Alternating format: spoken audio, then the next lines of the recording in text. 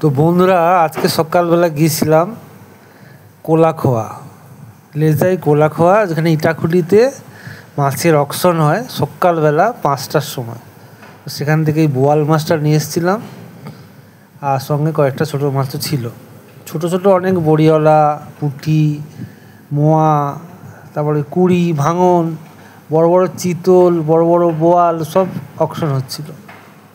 তো আমার যে এতটুকুতেই হয়ে যাবে, ওটা নিয়ে এসেছি।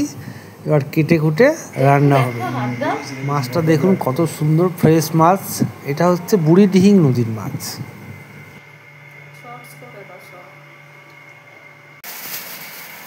অনেকটা মাছ হয়েছে তো।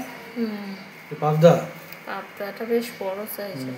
সব নদীর টাটকা মাছ। কালার দেখেছো? আর একটু ওই মাছের জায়গা দেখি তোমার, বোয়াল মাছের।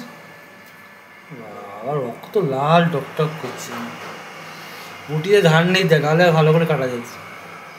ঝাল হবে, ঝাল, বোয়ালের ঝাল হবে। মাছের মাথা, টাটকা মাছের টেস্টই আলাদা।